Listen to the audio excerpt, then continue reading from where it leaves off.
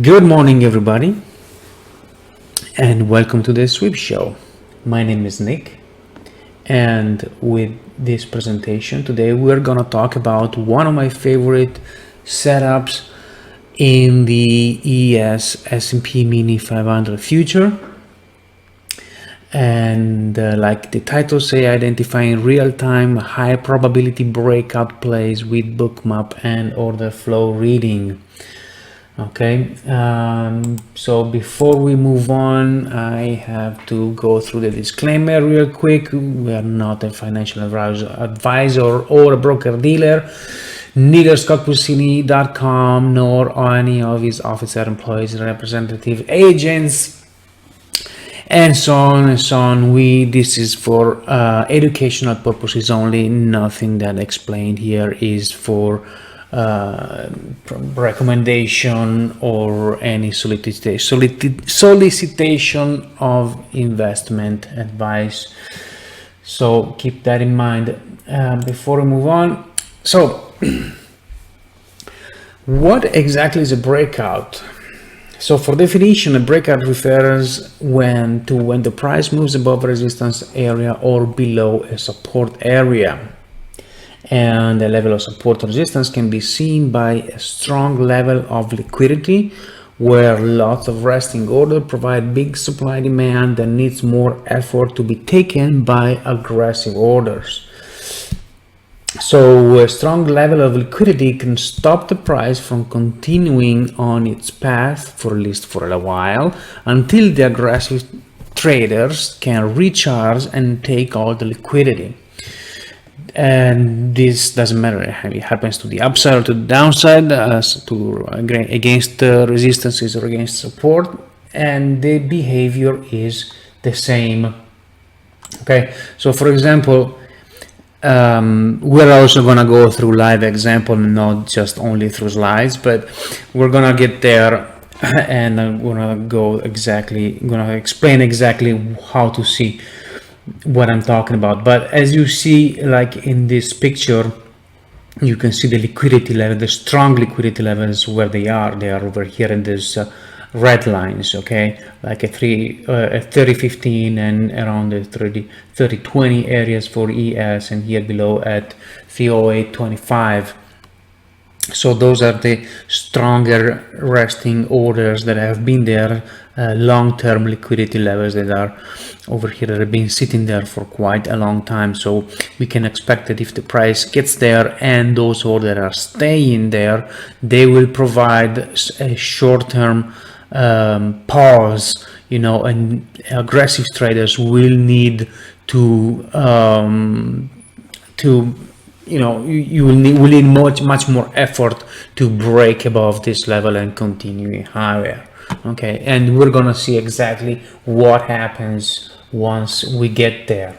Okay, so before we go on, also I want to talk about how to set up the platform. How I have it set up so that everybody can see exactly what I see.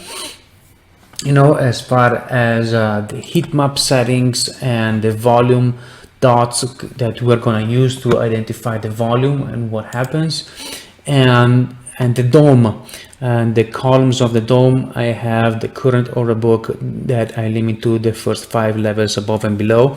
So in this here we got the pulling and stacking column, got the bid with the depth of market, the volume profile, for the offer and for the bids and for the offer, asks with market depth for the ask, then volume profile that I use just for the chart, and the session range volume profile. I like to have both of them so that I see the entire session range volume profile. But if I want to zoom in into a smaller time frame, a smaller time window, then I can see the specific volume profile for that time period that I look at. And also here are the settings that I use for the DOM elements.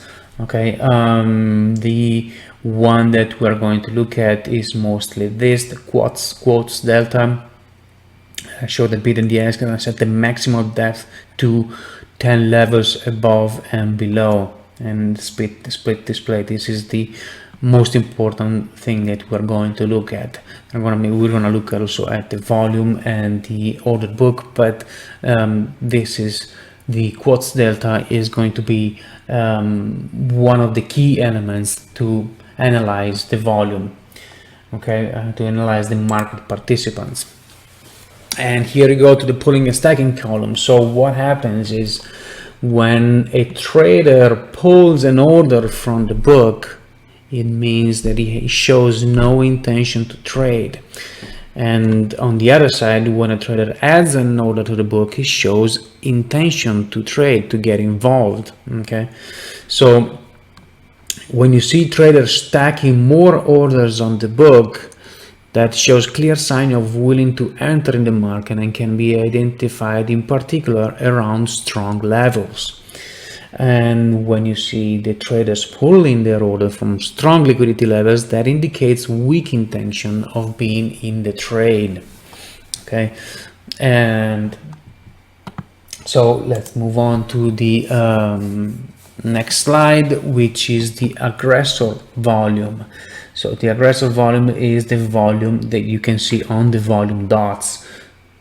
So I have it set up as delta dots on my platform, and so delta dots, as you all should know, is the difference between the buying volume and selling volume. So it shows me which side is more aggressive on one or the other, and as you can see here in this little downtrend, how much actually is a very visual thing that you can see all these aggressive seller, they keep selling. There's a little bit of buying here, but the more aggressive are selling.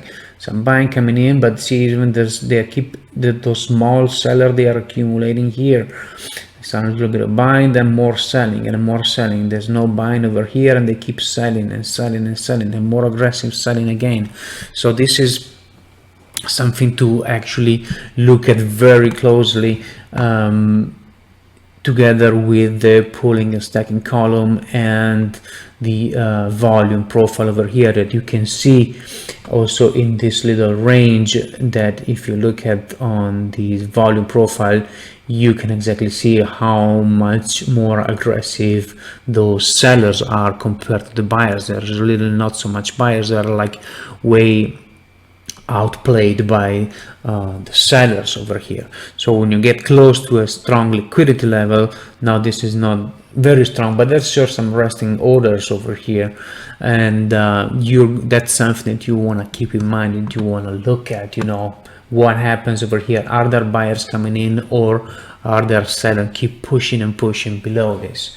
Okay, we're gonna look some examples also moving, but it's important to understand the concept to see what I'm talking about and what I'm seeing.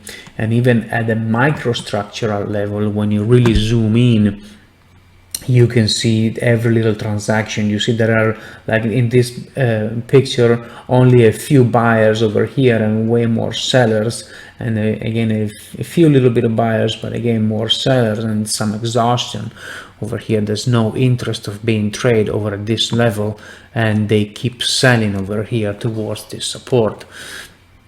So this is again same, even if you zoom in at the very microstructural level, you can see this activity, and it's important to look at once we approach a strong liquidity level.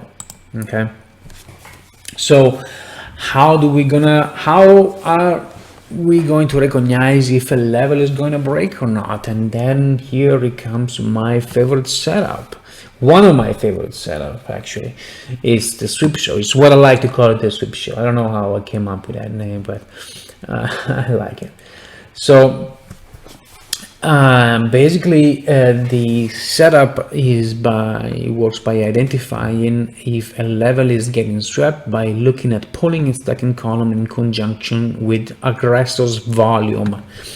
The heat map also help, but I like the pulling and stacking column a little more because it's a more precise tool to understand exactly what the market participants are doing, and it gives me like a number reference that that I use very much. And from this example, what you can see, this here, I can see that there's a little bit of a downtrend. There's a level over here of support, but this level that it was quite strong, not super strong, but it was quite strong, is getting there's some bids are getting pulled. You can see that from the colors, getting from yellow is getting to white. And what I like to see is right here. Look at this number, 525, meaning that there are 525 orders to sell more than there were previously, and so they are adding to the ask, and more precisely right here at the first at the best ask. Okay, and they are pulling instead from the bid. So I like to see these numbers being generally above 350 is better. There's gonna be a little bit of an art to it. That's something that you're gonna have to practice, and until you can see it coming to play over and over again. But on a general note, I like to see numbers on ES above 350. So usually when you see big order stacking and big difference from the stacking and pulling, that's also a good sign, but you want to see a big difference. So higher than 350 on the stacking side is usually better. So you need to use this in conjunction with the entire context. So you see the support that is getting weaker by changing the color. You see that there is no interest on trading up over here. There's more volume right here on the getting traded on the bid, showing intention of going down.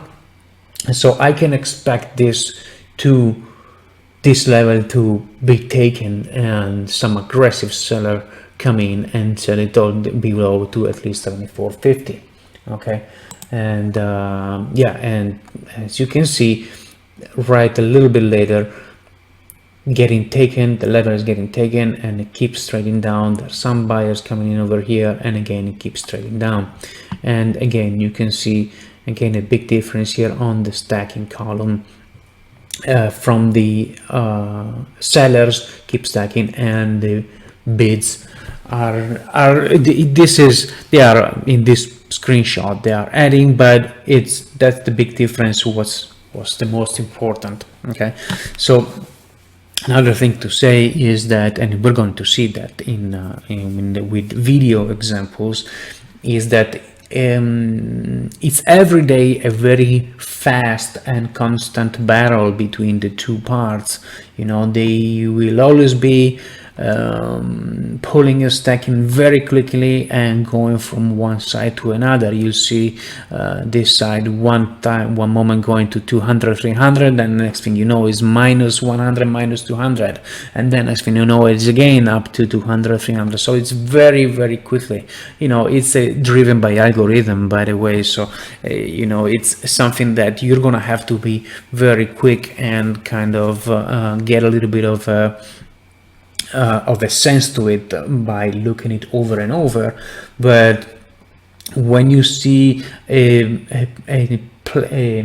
price moving on a certain direction, and one side mostly prevailing over the other side, then you'll really see this type of play coming to fruition much more often than not.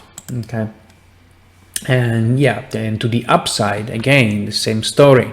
We got strong levels coming here to the upside. Look at the volume on the ask, People are buying and buying and buying and buying. There's a little bit of selling, but generally speaking, way more buying. And you can see even on the volume profile over here. But look at this, 550 here stacking on the bid, and minus 201 polling on the offer. I like I like to see those I like to get the sum of the 10 levels. I don't know exactly how I came up. I think it was, by trying different setups, and watching it play over and over and over. I saw very much these similarities and these numbers come into play all the time, and that's when I started using it. But there's not a specific reason why I use 10 level. I kind of like to get a sense of the first 10 levels are above and below, but you could probably find the same structure even if you would go down to 5 levels. But that's how I came up with the numbers, and so I always use those 10 levels. I know that the numbers that I have for reference are usually above 350 for ES, and actually I use this only on ES because NQ would be way too fast for analyzing something like this. It's just like it's just way too fast. Okay, so coming back to us here to the upside, we can see the same type of action with the same setup, and the break again right here. You want to see this type of things. There's liquidity over here, volume dots, adding, and now here is still a little bit higher than on the ask, but it has gone down a little bit, but it was at 500 before, and that's when you start to realize, when you get this type of setups, the liquidity is gonna get taken. It's a high probability play. It doesn't happen every single time, but most of the time it does happen. Especially, you can see here, this is the VWAP and the POC for the day. And generally speaking, if you have a downtrend or a down day and the price come back up and it's getting close to the VWAP, and you got like some liquidity levels right next to the VWAP, it's very, very highly likely that the liquidity are going to get taken and get up to the VWAP. Okay, so how can I take advantage of this setup? So this is mostly a scalping setup, so it's a very quick identify, get in, take your points, get out. Okay, most of the time, but in some cases it can be it can give you way more points if you are in trend days. But anyway, when you identify those sweep plays coming up, like I say here, the volume and stacking levels, stacking and pulling levels are above 350 or 400. The sweep can generally give the opportunity to take 3 to 4 ticks profit. 4, 5, it really depends, but 3 ticks in general you can take them. And if you are in a trend day, you can look for way higher, like go up to like 4 or 5 points, or even more, but but this is typically more like a scalping setup. And once you identify that come into play, you want to keep your risk around 2, 3, 4 ticks at the most. 3 ticks as an average. If you have a good timing, once you start getting good at it, you can keep it lower at 2 ticks.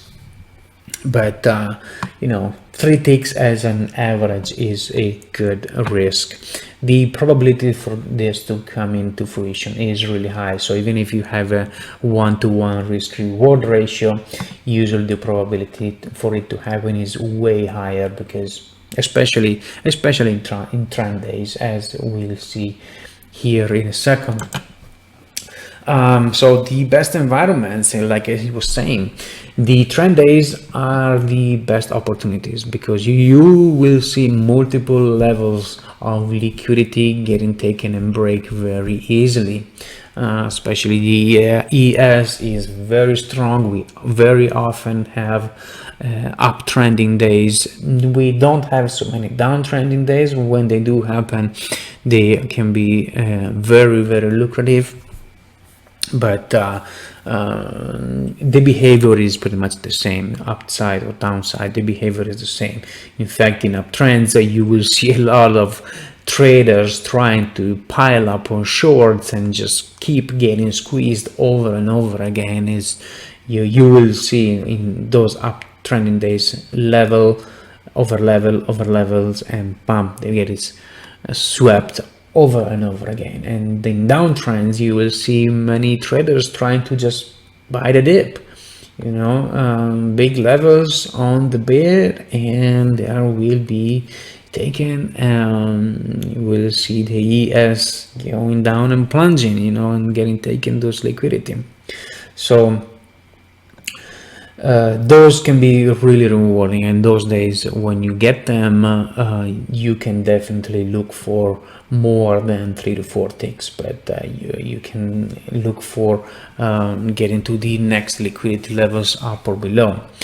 Or oftentimes also in reversal pattern, especially on V patterns. They are usually the most powerful. Those happens mostly in trend days. So when you have a trend down or a trend up, very likely on a trend down, and the ES like to reverse, because until we are still in a long-term uptrend. So every time that, or most of the times when we have a decent downtrend, you will likely see a V-shape type of reversal pattern, and all the traders that missed the trend in the first place, they will try to get in and be like, oh yeah, I want to get back in, get in short as well, I don't want to miss this trend. But they will be late. And they will have fine ES coming up against their face, and the same in the rally. They're gonna get run over. You'll see the price go up in a trend up day, and then towards the end, if it does come down, people will be like, okay, I want to get in here, bam, and it comes down all the way to the VWAP or lower. So, and you will see that happening. Those are the two best environments where you can see this type of sweep plays: trend days and on reversal patterns. In fact, obviously in range days, those breaks are less environmental, less powerful. You will see them less. So it's better to find those plays and play them on specific environment, on specific market conditions. Okay, when you see big trends or when you see reversals, they can happen very often. They happen every single day, to be honest, but they can be less effective. So don't try to look for many points during range days. If you can get 2 or 3 points on a small sweep during a range day, then it's okay, but don't look for much more than that. Also, another thing, look for level to be tested multiple times, like we have seen before on when a price approaches a liquidity level. Look for it to be tested. It doesn't have to, if it just get to the liquidity level one time and comes back, obviously it doesn't work. But if it stays there and it tries to test it, and you see the accumulation on the volume, on the aggressive buyers, and they constantly try to accumulate and break, and that is a clear sign that the break is going to happen. Okay, so let's go to some video examples now. Okay, so I got some video examples that I recorded a while ago, and as you can see right here, we got some sweeps coming up, and there we go. I mean, you can see it exactly right here. They got some volume. This was an uptrend day. as you can see over here. Very nice big uptrend day, and like I was saying before, liquidities on the ask, you know, trying to fade this trend. But when you get here, that's what I'm talking about. Look at the pulling and stacking. Look, 470, 500 minus over there.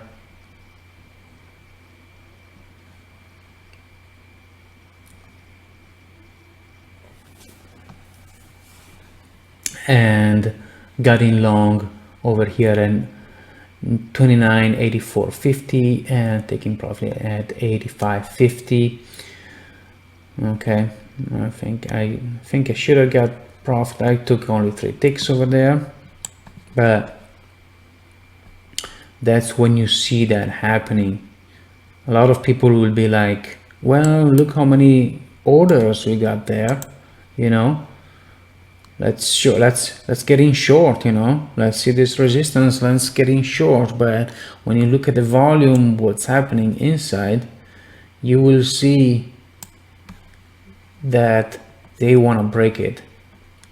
These orders are a little bit taking the liquidity off, you know, from orange is getting to yellow. These guys are staying, but for the most part, the liquidity is just gonna get taken. Okay, so this is that's one example. On the upside, it tends to happen very, very often. Okay, so let's look at another example. Got another uptrend day, and again, same story. Look at here. 400, 500 minus over there. You got buyers coming in. I don't know why I didn't enter right there, but there are gonna be some more opportunities. And like I said, they switch very quickly from one side to another, but you gotta find out, you gotta see which one is more prevalent. There you go, another time they're pulling in 300. But and you see over there on the upper side, you know, they don't really add that many orders. You know, the most prevalent side where they're stacking is on the bid side and not so much on the ask. Even though they keep switching, you know, you gotta be fast to very quickly understand which side is more prevalent. And you can see it's always on the bid. Look at this. There's more also over there right now, but you know, we are being on an uptrend, and generally speaking, you'll see this side way more prevalent. You know, as you can see over there again, we were at 600, you know, again coming in over here. Okay, so again, it's like I said, you gotta practice, and there's a little bit of art to it, but it's just a little bit of a matter of practicing and finding this setup coming in over and over again. Okay, let's go to some other example. Okay, this is probably a more recent one.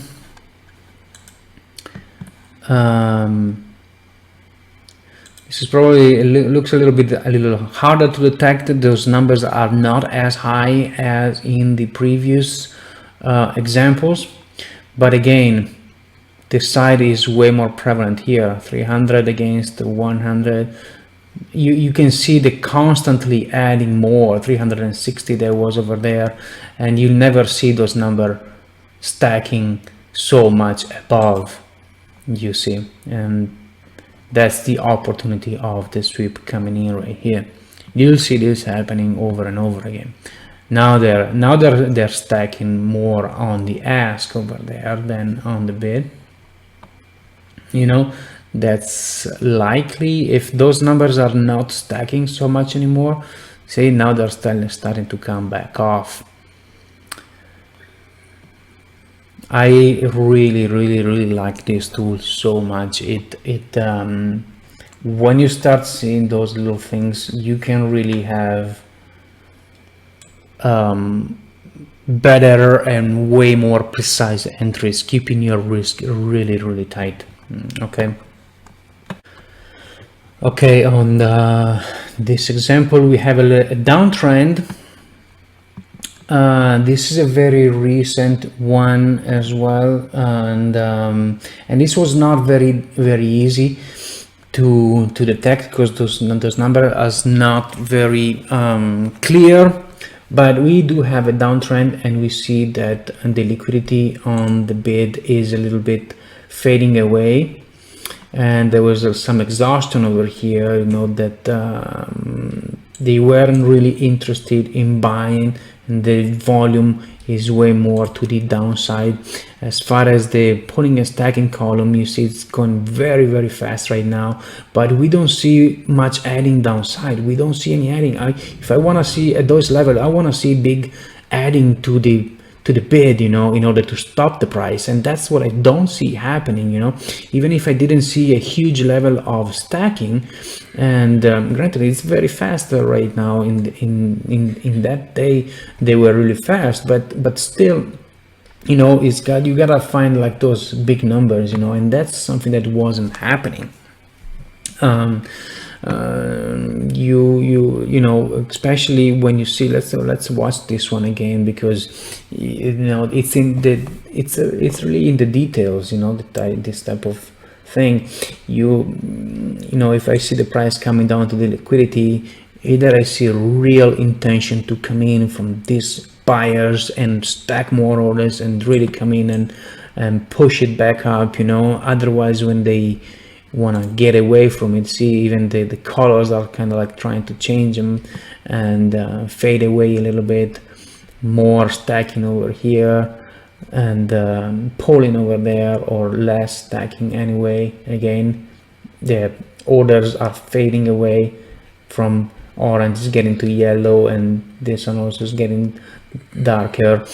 Volume is more on the sell side, you know, and there's no much buyer. Now the buyers are coming in right here, a little bit at least. It's still not anything huge, but for sure more. And there we go. There's some more stacking right now here on the bid, and you can see that. Okay, very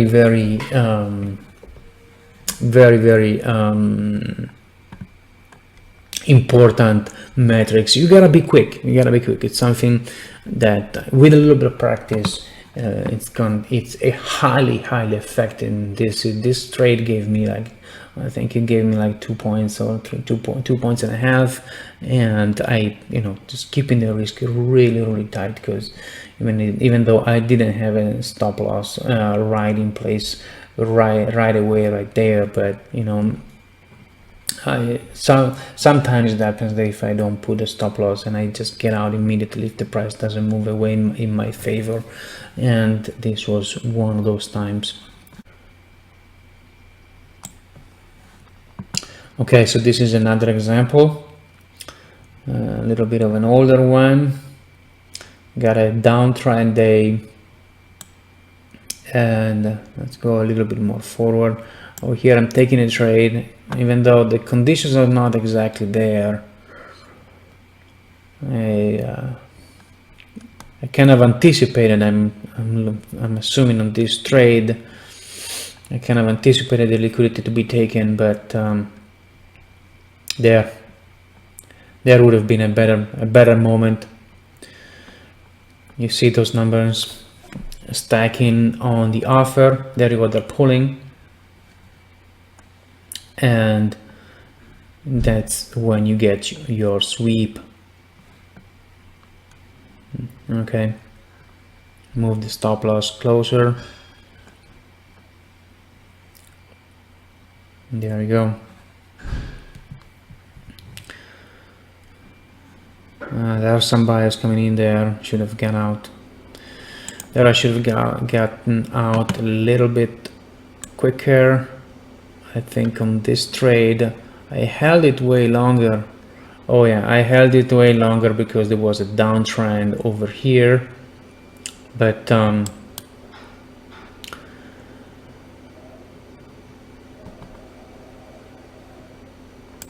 you see the importance is, you know, looking at the pulling and stacking column in conjunction with the volume, you know, and to find those entries, those high probability breakout or breakdowns. Let me go and see if I can find another example. Okay, so got another upside breakout. We got the VWAP over here, and like I said, oftentimes you got a downtrend and then coming back up. It likes to go back to the VWAP again. Yeah, we got big numbers over here, but like I said, it tends to switch back and forth very quickly. You just gotta find out which side is the most prevalent for the most part. So I'm thinking this is gonna go get the VWAP, and we got the liquidity over there getting taken. Big numbers on the stacking over here on the bid,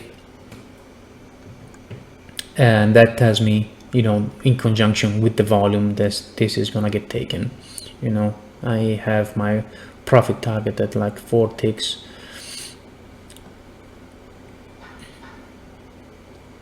Here it is. Move it back down to like, yeah, now it's 4 ticks. Big numbers again here.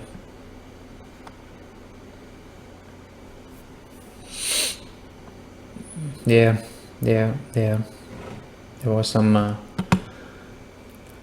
bid imbalance over here before taking that level. Okay. Multiple examples. Okay, so how do we manage these trades? So in trend days, you wanna be able to have at least one contract to let go. So it's better to go with 2 contracts position, keep it the stop at 3 to 4 ticks, the first take profit at 4 ticks, and the break-even stop for the remaining open contracts. So you take one off after 4 ticks and let one runner go, because on trend days you are very likely going to see liquidity takens multiple times. Look for the same pattern and higher liquidity in order to take positions off and repeat the play. So you'll take you let the one runner go after you take those first 4 to 5 ticks profit, because on those trend days you can get really multiple points. Take that contract off at the first touch of the next liquidity level, and then wait for the pattern to repeat. I wouldn't say just keep the runner going, because at the first touch of the next liquidity level you could get a reversal pattern. So just take your profits. You know, you started off with the 3 to 4 ticks risk. So if you get 4 or 5 points from one liquidity to another, one liquidity level to another one, you want to take that contract off, you know, and then see and if you can get the same pattern. Okay, while on reversal patterns, so like from downtrend coming back up, or from after uptrends coming back down, keep again the stop at 3 to 4 ticks, and just get in the full position in and out. You know, don't look for a runner You could get a runner. Sometimes you get like a real big time full reversal, but those are very rare, you know, especially like if you have like a downtrend and then a full complete reverse all the way back up to go break the previous highs. Those are they can happen, but don't expect them to happen all the time. So just better to get the full position in and out, take the target to 3 to 4 ticks. And if you are close to the VWAP, you know, look to get the touch of the VWAP. So if you get like a downtrend, for example, and then you got a liquidity level, if you know, like a couple points below the VWAP, and it's gonna get taken, you know that it's likely gonna go back up to the VWAP. So you can try to take your profit like at the VWAP, or even better, 1 tick front running the VWAP right below. Okay, and so like I said here, during trend reversals, ES likes to get back to the VWAP, and late traders, they usually try to get back in the trend very late. Okay, again, do not stay in a losing position. This pattern has a high probability of playing out, but take the stop in case it doesn't. There will be a lot of other replays. Don't be like, oh, it's gonna break, I'm not gonna, you know, get out or something. You know, in case it doesn't, if you feel like the conditions are there but it doesn't break and it comes back down to 3 ticks and take your stop, that's fine. That's not the end of the world, you know. Maybe it's just not your day. Get back together, you know, and you're gonna find a trend day or another play that's gonna give you back those 3-4 ticks or more, or a few points. But it's better to to take the stop and move on and go to the next ones. Those patterns happens almost every day, or no, they do happen every single day, and so look for the best opportunities. So another thing that I want to say is that try to look for the best setups, because there are going to be often the level of small liquidity, or what you can see the pulling and stacking column not give you a very clear indication, because they're going to be like you know, switching back and forth very quickly, so it's not very clear where it's going to go. So avoid those plays. Just look for clear plays. Look for a strong liquidity level, and look for strong indication on the bid ask, on the pulling and stacking column. Strong indications. Okay, just look for the beautiful setups. Okay, and not just for anyone. Okay, very important. Okay, so that was it for this presentation on the sweep show. I don't know anybody, honestly, who uses this kind of setup. This is something that I have studied and developed by myself, and does work wonderfully. Make sure you practice, and don't hesitate to send me an email or get in touch with me on the site if you have any questions. Okay, thank you very much, and I'll talk to you soon.